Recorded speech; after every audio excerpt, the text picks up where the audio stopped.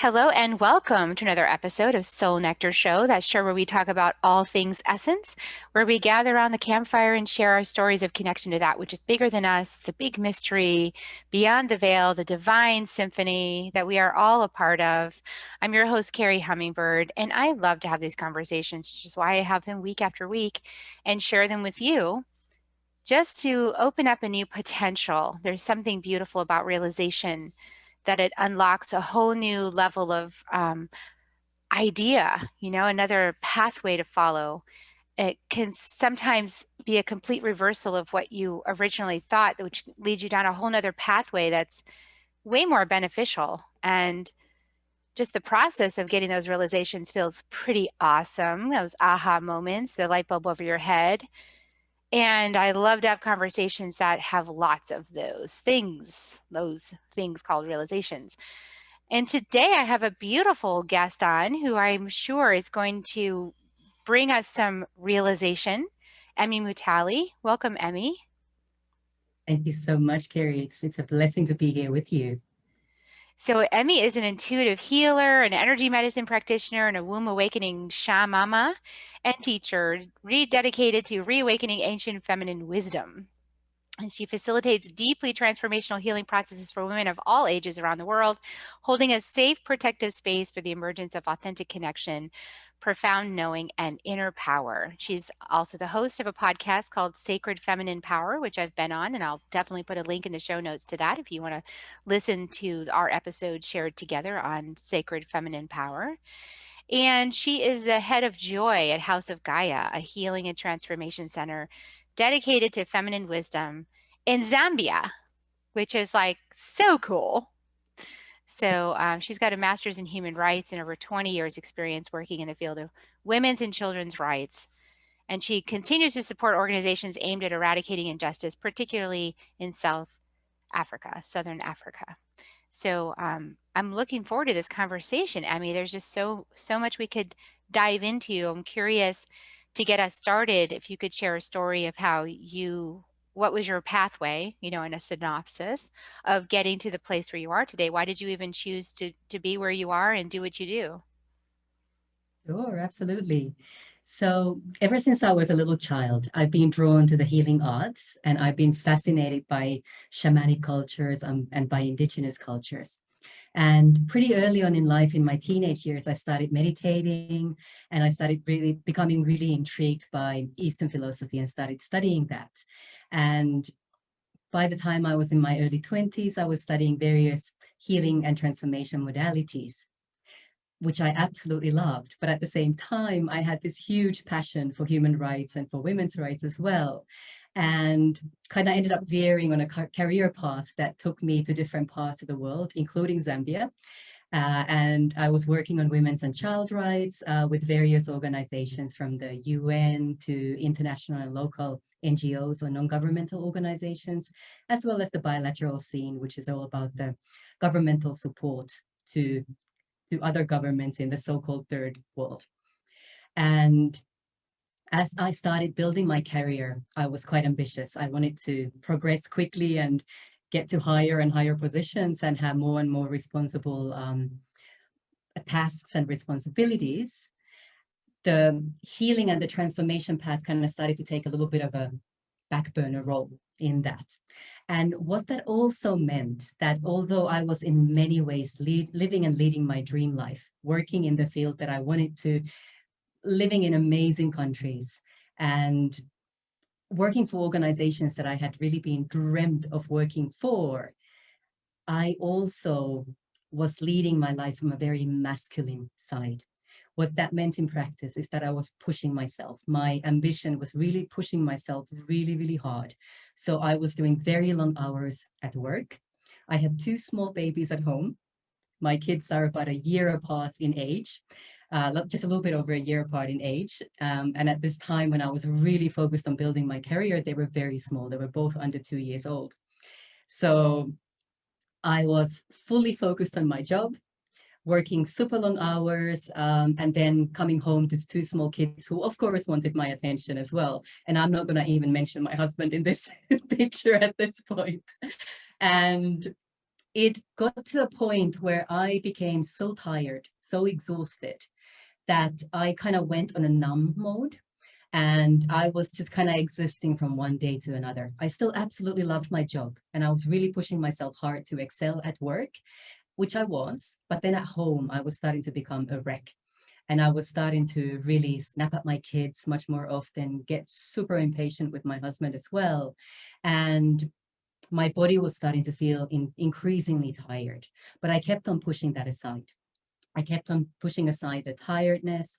I kept on pushing aside the pain that I started to feel in my body as well as the emotional toll that this crazy schedule and this crazy focus on trying to strive in my career was really putting on me as well.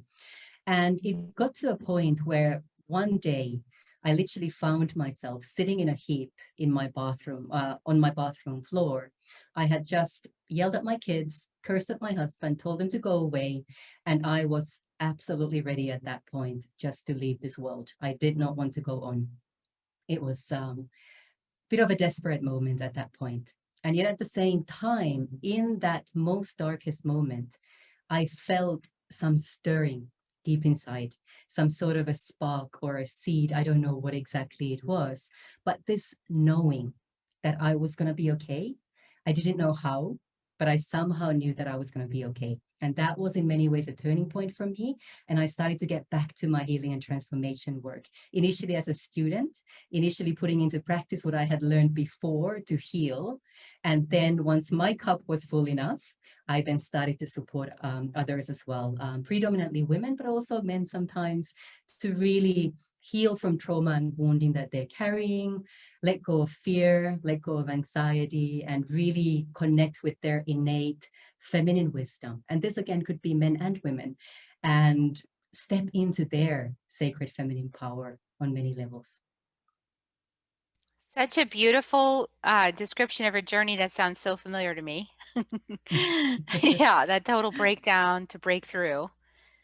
And that stirring, I love that you talked about it that way, that stirring that you felt inside, that there was something there that started waking up inside of you, and that it helped you to move into another pathway in your life. So these dark moments I feel in our lives are not necessarily, um, we call them the shadows, right? We call them the those crunchy shadows, those dense areas in our lives where we get stuck in that negative spiral, or we're creating these circumstances out of stress or out of the shadows of our consciousness. They're not a problem actually though, right? I mean, they're like the way through. I mean, this is what I found, and I wonder what you've also discovered about the shadows in your life. Oh, absolutely. I mean, for me, I work a lot with deep, deep trauma, and I work a lot with wounding. And for me, the wounding is the gateway. It's the gateway to healing. It's the gateway to amazing, beautiful realizations and insights. And it is the gateway to gifts, because it is those gifts that we start to discover within that darkness, within those shadows, that really can show us the true way forward, that often lead us to our true essence. And working with shadows, I mean, we all have shadow and light inside of ourselves. And it's not about pushing away the shadow. It's about acknowledging it. It's about integrating it. And it's about working it in a beautiful dance that then balances out within you and all around you once you start to work with that shadow. And yeah. It's really fascinating because the work that you've been doing is in like social justice as well as healing is an interesting balance. I've noticed in Mhm. the conversation about injustice that there can be elements of not wanting to let go of the history because it's unjust. And so it's almost like not wanting to let go of that, because then maybe the injustice just never gets punished or something, right? Mhm. And I know that in my line of work on an individual level, that that would be the matrix of the victim consciousness, the victim, rescuer, perpetrator, where we're trying to change external situations, or we're trying to change the people outside that are perpetrating, rather than like going, okay, well, this is for me to claim my power inside. Mm. Talk a little bit about that because it's a delicate topic because of some of the things that are up in the space in the world today, the Yeah. conversation we have in the world today. What are your insights on that? Well, I would really relate it to the topic of forgiveness and realizing that no matter how you have been hurt, no matter what kind of harm or injustice has been done to you or against you, as long as you don't manage to move into that space of forgiveness, you are holding on to an energy that in the long run is only going to harm you. It is not going to harm the people who hurt you. It is not going to harm the perpetrator. It is only going to start accumulating inside you and turn into this emotional charge and accumulate inside your cells. And over time, it could turn into illness or disease. It could affect your relationships. It would have ripple effects in all aspects of your life. And when I look at social justice or social injustice, I equate it with that, whilst at the same time, fully acknowledging, fully witnessing what has actually been done, what has actually happened, because forgiving doesn't mean that we are condoning what happened, because absolutely it wasn't right. And we need to shout that from the rooftops that it wasn't right.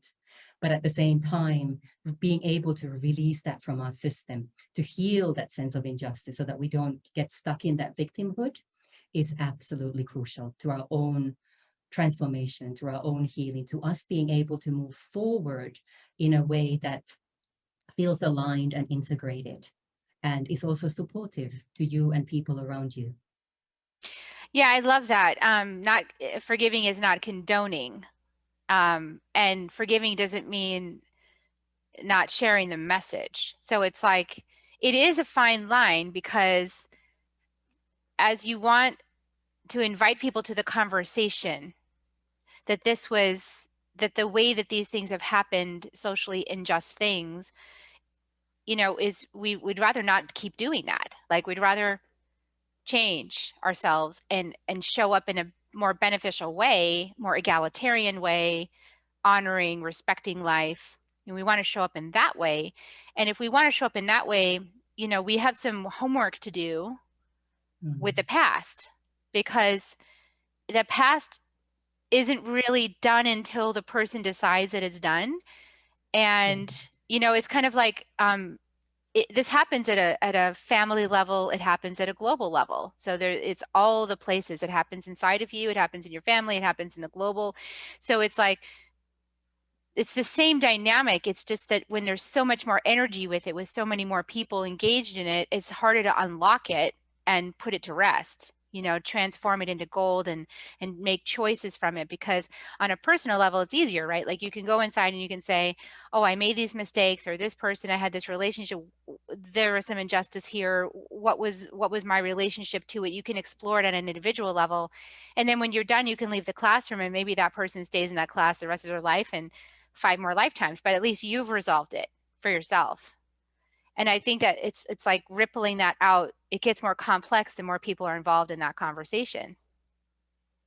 absolutely it does. But then again, the more of us do the work at an individual level and the more of us go within, the more ripple effects that will also have. But absolutely, if we're talking about social justice at a national scale or amongst a specific group of people, for example, then I think we need to be calling in for conversations that are bringing light to what has happened from a compassionate perspective and with the underlying message that we are truly trying to change things, that we are trying to go towards the light. And I think that's where the current paradigm shift that we're experiencing on a global scale in terms of the divine feminine rising or more feminine styles of leadership coming more and more to the core and to the forefront is really going to be showing us the way. And that's potentially why we are seeing a lot of the events that are happening in our world at the moment as well. I think we're seeing a massive clash at the moment in terms of the traditional powers that be wanting to hold on to their power with their teeth, with their fingertips, with their nails, and at the same time, this beautiful wave of feminine wisdom, deep ancient feminine wisdom, that again doesn't exclude the masculine at all, but wants to see more balance and harmony between the two, and wants to bring in a more compassionate, more loving, more love-rooted way of approaching things. So, and I noticed that in your own life and in your own work, you were involved in social justice and you were doing it and you said a more masculine way, which I imagine is I want to hear more about what that looks like, but I'm imagining I'm thinking about this something that my mentor George always says, and George and Tracy say, when you have ego to ego, it's like this. So if you're operating at Mm, ego, it's like trying to explain something to somebody that's entrenched in their position. It's like it's just a mm, fight.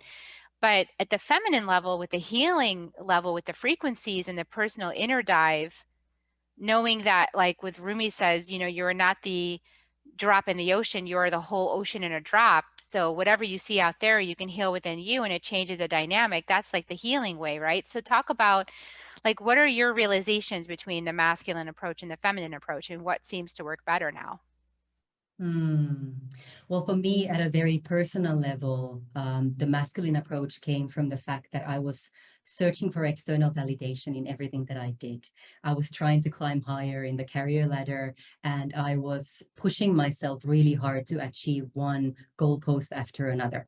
So it was this constant doing, this constant action, constant wanting to be a step ahead of where I was. And eventually that exhausted me. Whereas now, and I'm not there 100% yet, but I'm learning to be much, much more in the feminine space where you are making time for just being, for just witnessing, for taking a step back and allowing, for taking moments of pause and allowing your intuition in those moments of pause and silence to come through and guide you rather than your schedule or rather than your to-do list. But again, it is a balance because it's the masculine side that provides you structure.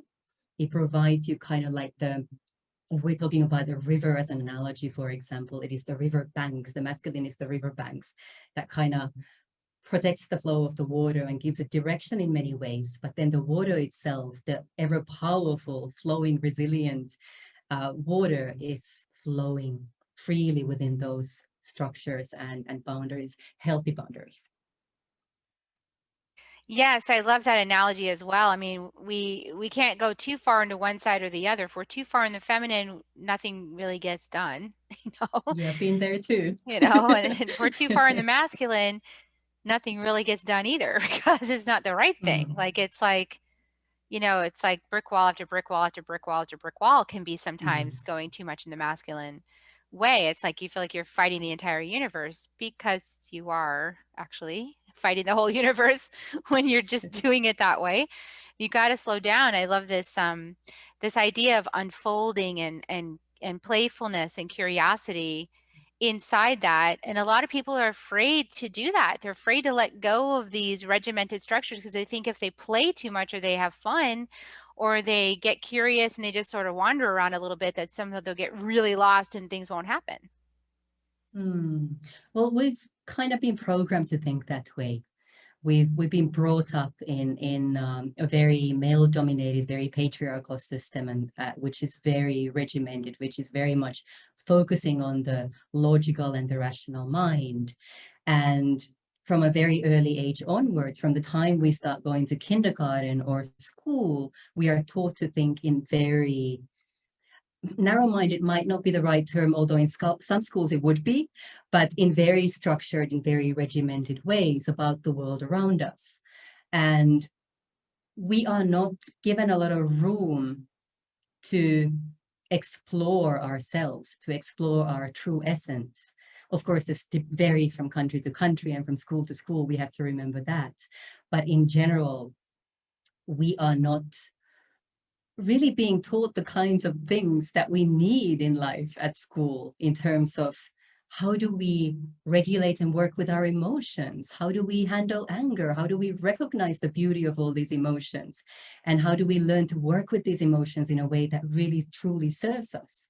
How do we learn to find the right career that is the right thing for us, not based on what our parents want or not based on what is the status quo, but what our soul is telling us, what our wombs are telling us that we should be doing and that we should be stepping into.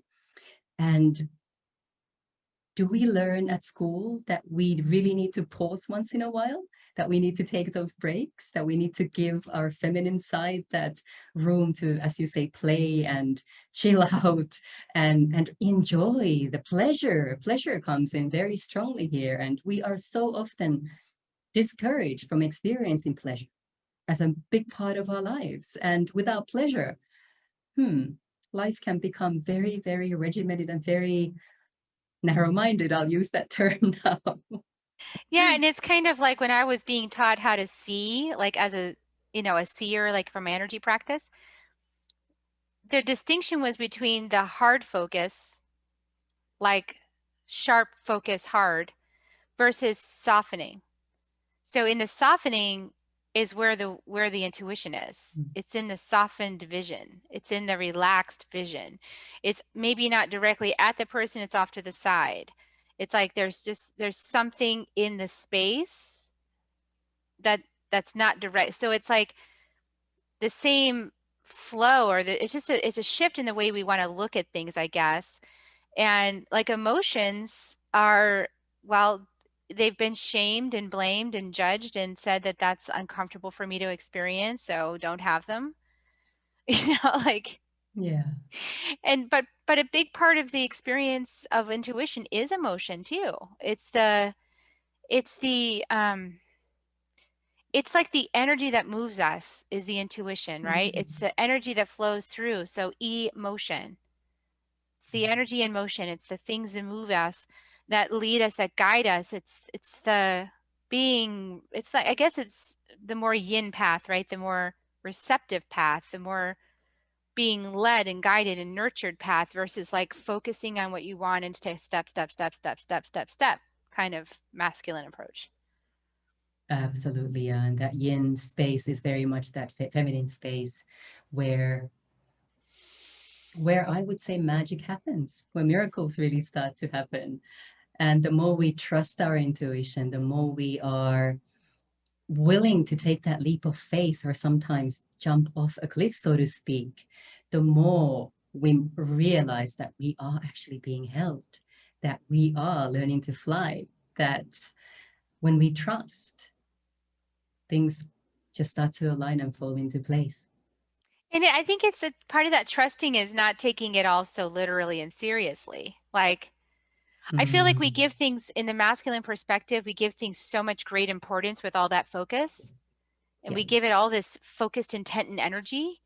And it's sort of like we disempower ourselves by doing that. It's like we're Mm, transferring the energy over here. Whereas with the feminine approach, I feel like it's much more embodied, like the energy stays inside the body, like your energy, your spirit, whatever, my spirit stays in here. And my roots are really deep and I stay exactly where I am and I don't move from where I am. I flow, but I stay in here. I don't like put all my energy out there anymore, which is exhausting, mm. as you were talking about.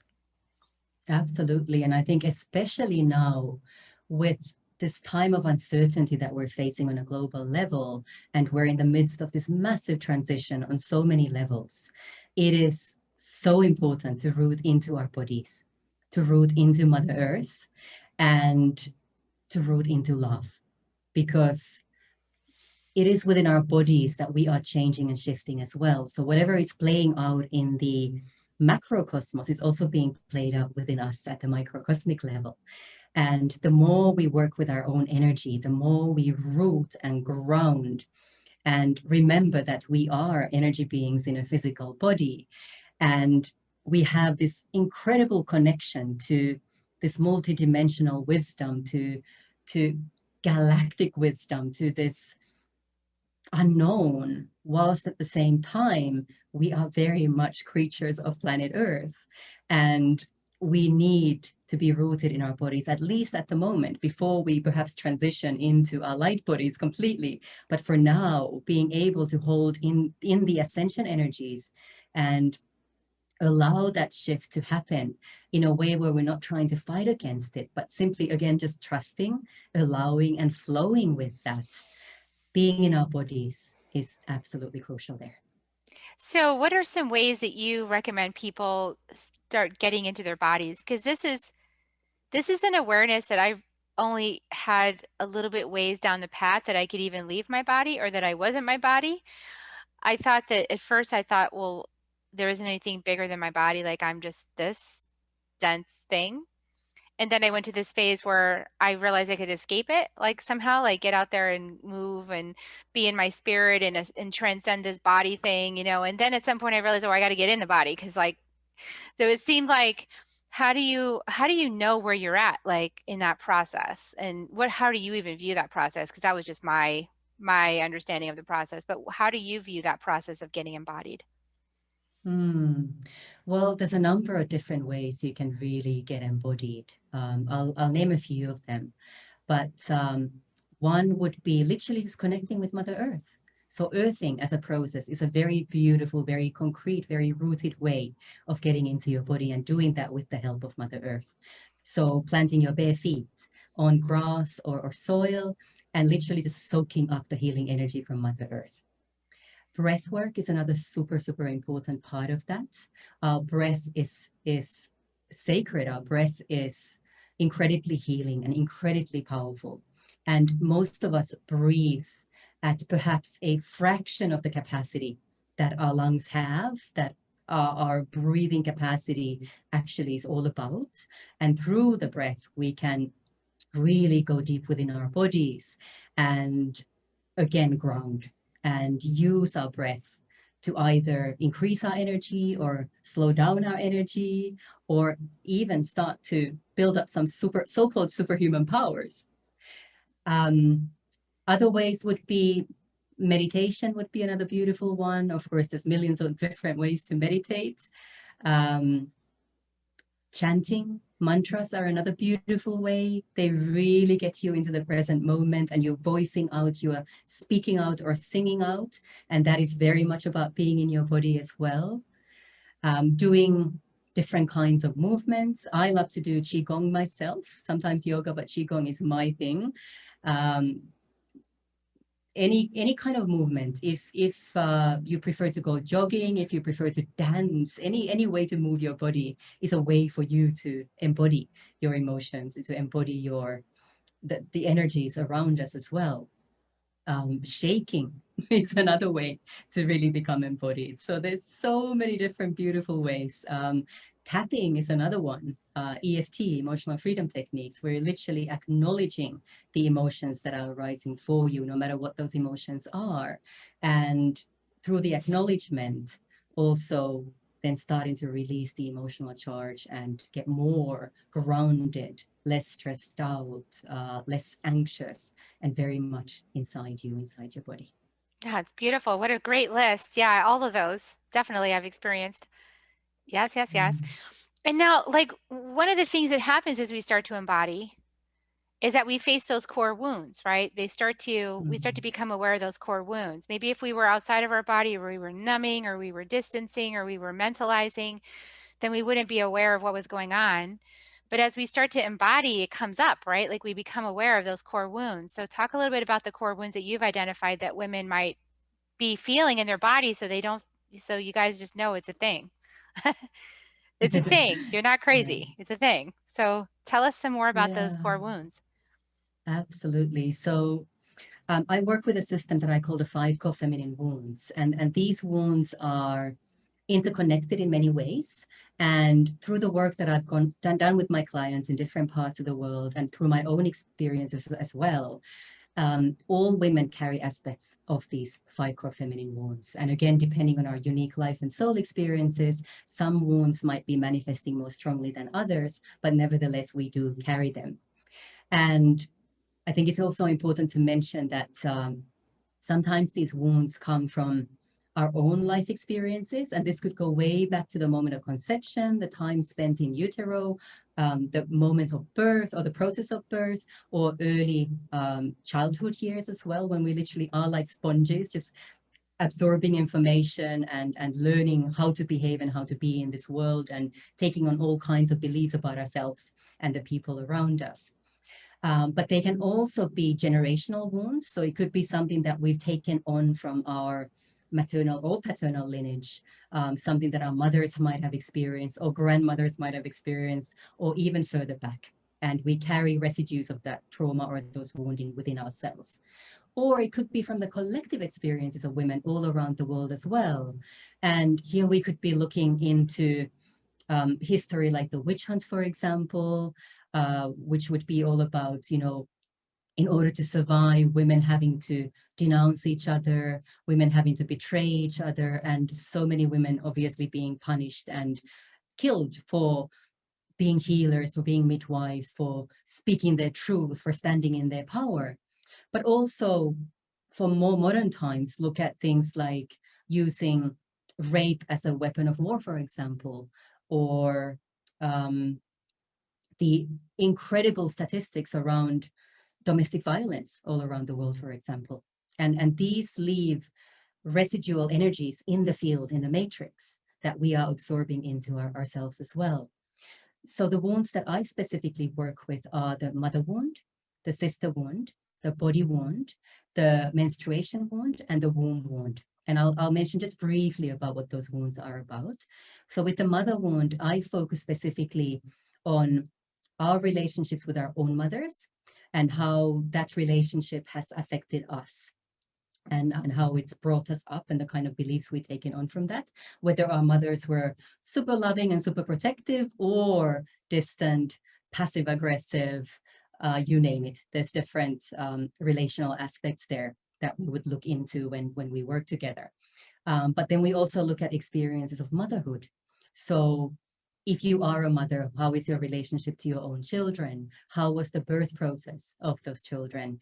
Have you perhaps experienced the early loss of a child, whether it's through early death or miscarriage or abortion? Or do you really want to become a mother and cannot for whatever reason? Or do you not want to become a mother in a paradigm where we are still kind of being pushed towards being mothers in many countries and many societies?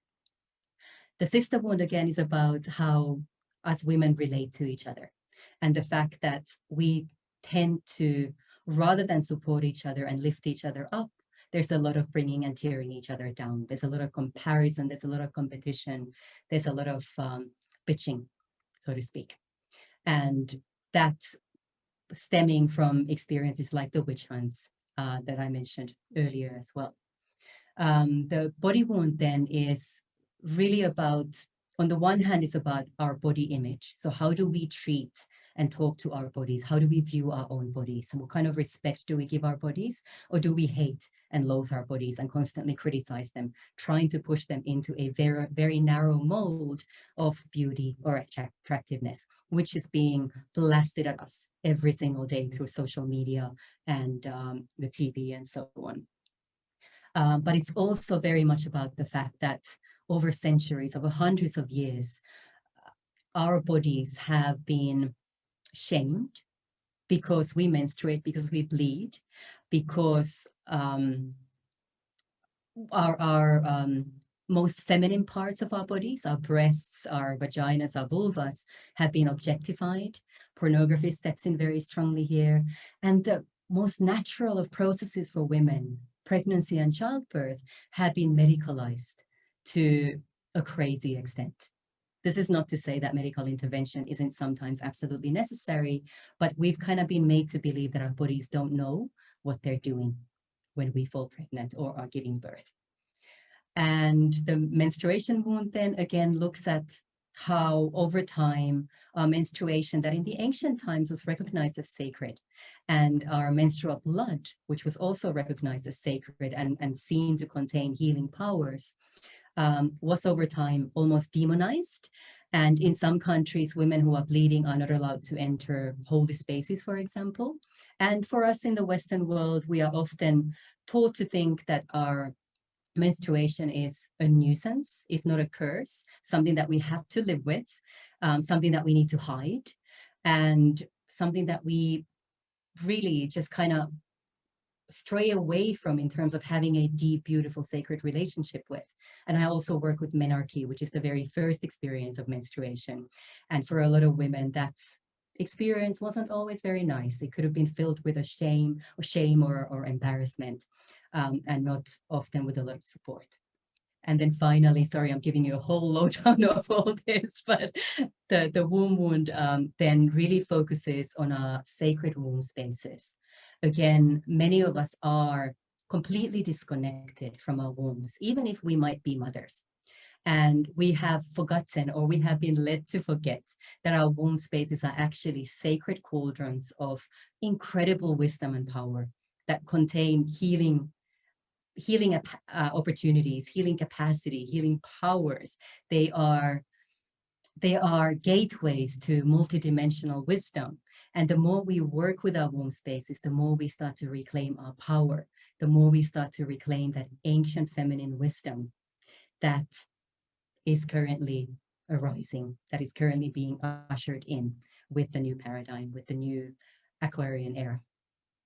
God, gorgeous. Like such a great description of the whole spectrum of embracing your divine feminine, your sacred feminine in your vessel, in your body. There's so Mm, much ground for that everywhere. Like each one of those topics is like a whole inquiry in and of itself with many exactly. facets.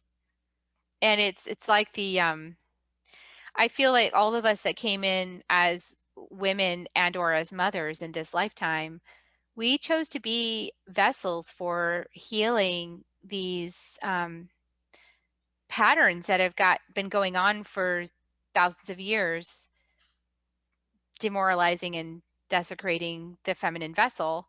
We chose to come into these feminine vessels and like, you know, sort of clean the sanctuary, like with our like, okay, we're Mm, gonna clean the temple. We're gonna clean the temple and make it shiny and new and beautiful, and you know, and we're gonna like take all this that's happened and make it gold. So like it's like an alchemization process too, you know, because this isn't like a mm, victim mentality, right? Like this is like I feel the depth and the magnitude of the violations and the desecration that's happened, and I can take all of that within my own mm, vessel and I can alchemize it with love and I can turn it into gold. So so it's not about like saying none of that past stuff happened, or you know, I didn't ever think about my body that way, or I didn't shame myself or whatever it was. It's not that that didn't happen. It's that there's like a depth of understanding about the experience, the shadow and the light, and bringing it all together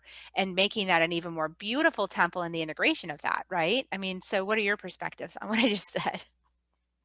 No, Because absolutely. I agree with you 100%. I keep looking at those beautiful butterflies behind your head, yeah. and that's what I, compare it to. It is our time to really now come out of that cocoon that we have kind of been hidden inside or hiding inside for a very, very long time. And it's time for us to really spread our wings and to heal these wounds for ourselves and for others with deep, deep compassion, with deep understanding of the history, of all the trauma, of all the wounding, of everything that has happened. And in a very beautiful, again, feminine, flowing way, allowing for all of that to rise to the surface, for us to fully feel that. And when we fully feel it, we are then able to start to heal it, start to transform it. And one layer at a time, or I like to say, one womb at a time, we are healing and we are lifting each other up. Yeah, I've to me it's such a vulnerable process because those wounds that we experience are painful. And there's a way in which the tendency might be to like, well, I want to get away from that. I just want to make that my past. I don't want to bring that into the future. But there's another way of embracing it and bringing it in. And like, it's like the big embrace over the whole thing that ever happened to me and my lineage, and taking it as part of the medicine. Mm. You know, it's like if it was medicine, what medicine is that? Yeah, absolutely. The gifts and the treasures in all of that. And many of us who have chosen to be born on planet Earth at these times are in many ways lineage breakers. We are changing things within our lineages. We are changing things for the collective because we now have the courage and we have the tenacity to go through that process of facing those wounds, of facing that trauma and working with it. And that is not to say that working with that kind of trauma is always a very long-winded, a hugely painful process. Not necessarily at all. And I think with the changing energies, we are seeing that these healing processes can happen really, really quickly now as well. And these layers can be shed very quickly as well. And in a way, going through that pain is also part of the emergence. It's like the birth process. The birth itself can be painful. It doesn't have to be, but it can be a bit of a painful or an uncomfortable process. And I think our planet Earth is in that process at the moment as well. And that's why we're seeing all this confusion and all this division and polarity all around us, and all this fear mongering and all this blaming and people dividing into two different camps and finger pointing.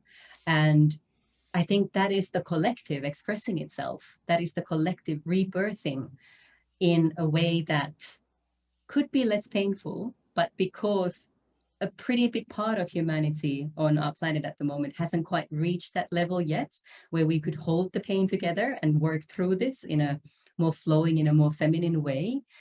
We're kind of having to go through this slightly more painful birth canal.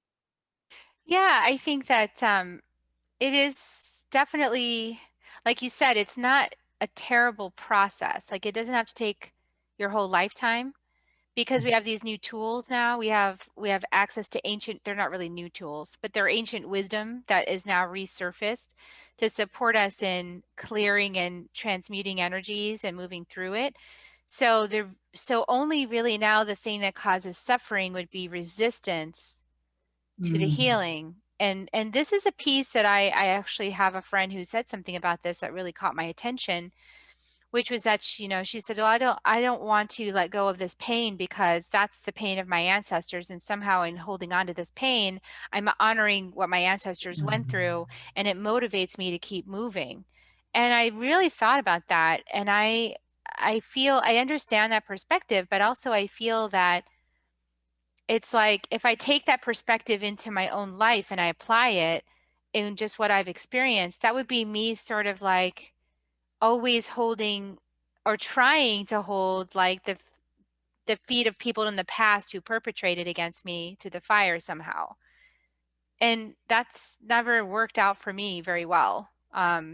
Because Mm. I found that people don't necessarily contemplate things the way that I do because I'm in my vessel and I have my curriculum, and the things that I'm contemplating and noticing and processing are in a different space than some of other people I've been in contact with.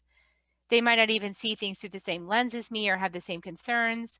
So I feel like it's sort of that's sort of deflecting one's soul's curriculum out there in the world and expecting somebody else to change in order for you to claim your soul's curriculum. And I think it's definitely hard when a lot of unjust things have been happening. It's hard to have this idea that this is my curriculum and I'm going to own this fully.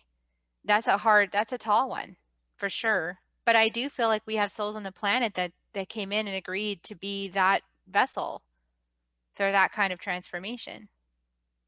Mm, absolutely. And we also have souls on our planet who are here to do exactly the opposite, to really reveal to us the shadow and the light. That's how I feel. That's how I look at it. And again, I think it goes back to the theme of forgiveness again, especially with the ancestral healing. Again, not forgetting what has happened and honoring what happened to our ancestors. But isn't there a possibility that our ancestors are also looking for healing? And Mm. if we are the lineage breakers, if we are the ones who are willing to go through that healing process, willing to face those wounds that are within our own cells and bodies as well, because they are our lineage, we are supporting our ancestors to heal as well.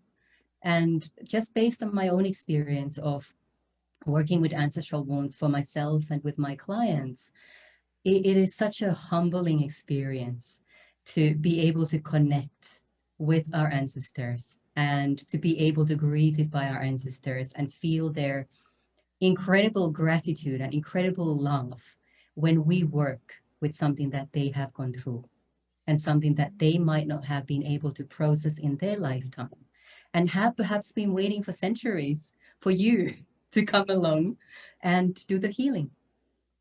Yes, I've experienced the same gratitude, love, and joy from my ancestors in my willingness to open my vessel as a portal for healing these patterns and these traumas that were unhealed. Primarily in medicine ceremony, occasionally I'll open up an hour or two of that ceremony just for the use of that.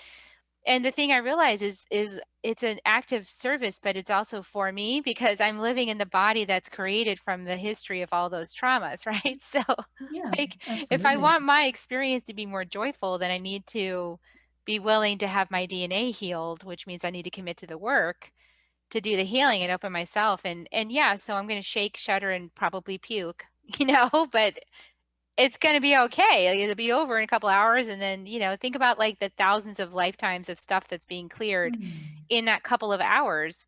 When, I know from my personal experience before I found this path, which I would call the spirit path before I woke up to God, source, creator, um, trying to solve a problem can take decades and you still don't get anywhere with Mm. it without God, like whatever your word is for that. But Mm. trying to do it without God is really hard. Mm. And now we have these tools and we have this awakening. And once we remember our divine spirit, it's so much easier. We can just chunk through it. Yes, absolutely. And it's also, for me, it's always an important reminder of the fact that we are never alone.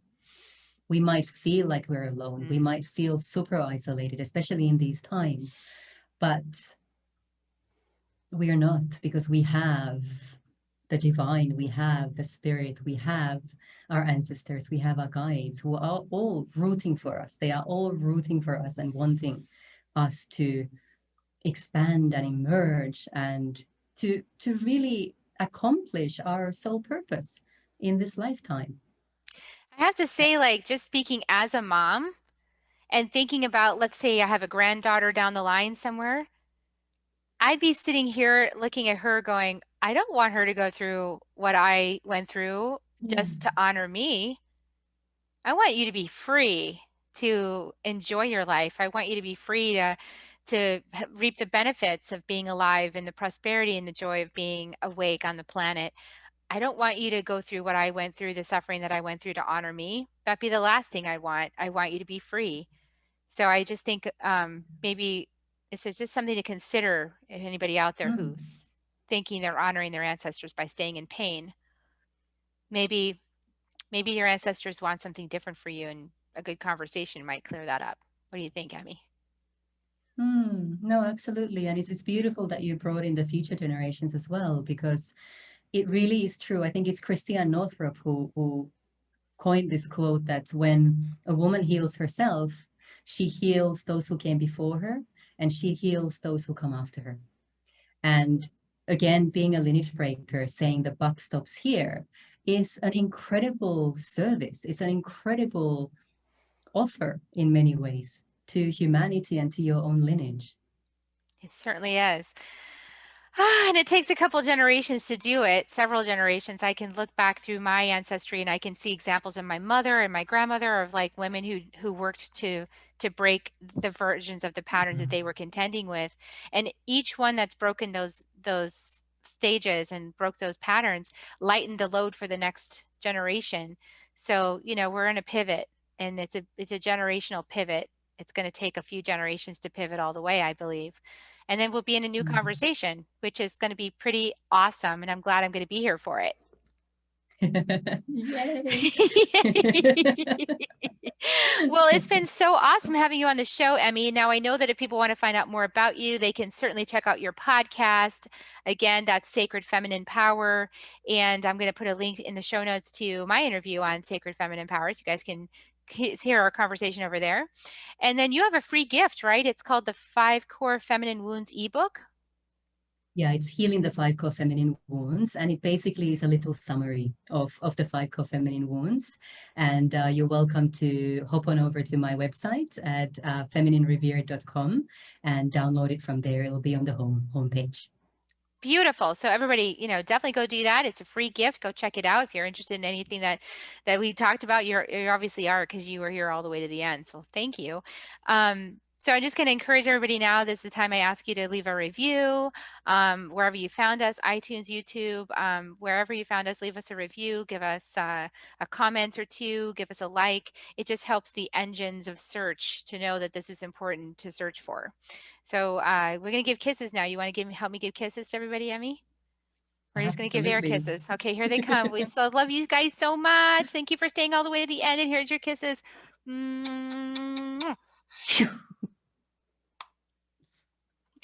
We love you.